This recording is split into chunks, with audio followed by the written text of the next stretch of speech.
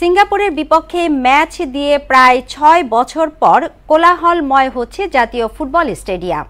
আগামী ১০ June Asian cup বাছাই পর্বের ম্যাচটি দেশের ফুটবলে নতুন মাত্রা যোগ করবে বলে মনে করেন সাবেক ফুটবলাররা। দেশের মাটিতে প্রথমবারের মতো খেলতে নামবেন হামজা চৌধুরী, সমিত সোম এবং ফাহমিদুল।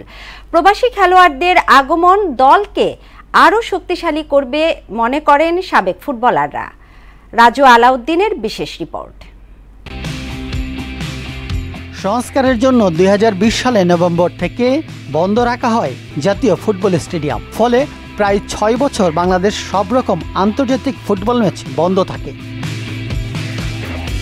সংস্কার শেষে আগামী ১০ জুন নতুন রূপে ফিরছে ঢাকা জাতীয় স্টেডিয়াম। ওই দিনই সিঙ্গাপুরের বিপক্ষে এশিয়ান কাপ বাছাইয়ের গুরুত্বপূর্ণ ম্যাচে মাঠে নামবে বাংলাদেশ জাতীয় ফুটবল দল।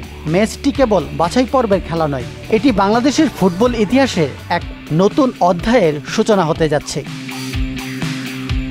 হামজা চৌধুরী যোগ দেয় নিশ্চিতভাবেই বাংলাদেশের শক্তি বৃদ্ধি হয়েছে। তার চাক্ষুষ প্রমাণ এশিয়ান কাপ বাছাইয়ের ম্যাচে ভারতের সঙ্গে লাল সবুজদের ড্র। সাবেক ফুটবলার আমিনুল হক বললেন, সহজ কিছু ভুল না করলে ভারতের বিপক্ষে জিততে পারত বাংলাদেশ। ওয়ালটন আবারও মিলিয়নিয়ার অফারে ওয়ালটন ফ্রিজ কিনে আপনিও হয়ে যেতে পারেন মিলিয়নিয়ার। একটা ফ্যাসিলিটিস আমরা একটা অ্যাডভান্টেজ সবসময় আমরা যখন খেলেছি তখন আমরা পেয়েছি এবং আমরা আশা করব যে আগামী ১০ তারিখে যে খেলাটি অনুষ্ঠিত হবে বাংলাদেশের নিজের মাটিতে, আমরা নিজেদের ঘরোয়া মাঠে খেলব। তো সেখানে আমরা যদি প্রপার অ্যাডভান্টেজটা কাজে লাগাতে পারি তাহলে ডেফিনেটলি আমরা আশা করি যে আমরা জয়ের মুখ দেখতে পারবো ইনশাল্লাহ। সুমিত এবং হামজার অন্তর্ভুক্তি এবং আমাদের অনেক ভালো খেলোয়াড় আছে। তো আমার বিশ্বাস যদি কোচের ট্যাকটিক্স ফলো করে এবং কোচ কি চায় মাঠে যদি ইমপ্লিমেন্ট করতে পারে খেলোয়াড়রা, আমার বিশ্বাস আমরা হোম গ্রাউন্ডে জয় নিয়ে ফিরতে পারবো।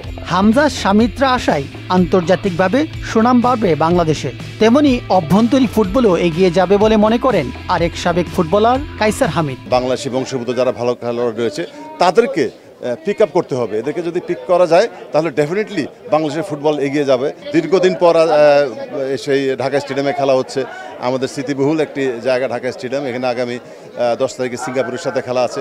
তা আমি শুভকামনা করছি এই সিঙ্গাপুরের সাথে যদি বাংলাদেশ জয়ী হতে পারে তাহলে ডেফিনেটলি আবার ফিফারি রেটিং আমরা এগিয়ে যাব। তাদেরকে অবশ্যই আমাদের ফুটবলের জন্য খুবই প্রয়োজন। আর এই বিপদে আমাদের ফুটবলের এই খারাপ অবস্থার মধ্যে আমি মনে করি যে তারাই পারবে আমাদের দেশটাকে একটা ফুটবলের আবার সেই ঐতিহ্যটা ফিরিয়ে আনার জন্য।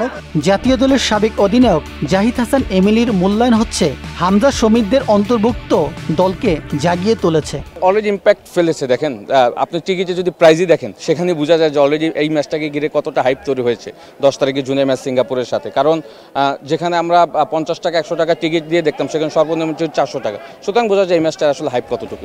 জাতীয় স্টেডিয়াম নতুন রূপে যাত্রা শুরু করায় দেশের ফুটবলে নবজাগরণ শুরু হয়েছে বলে মনে করেন সাবেক ফুটবলাররা। রাজু আলাউদ্দিন, মোহনা সংবাদ, ঢাকা।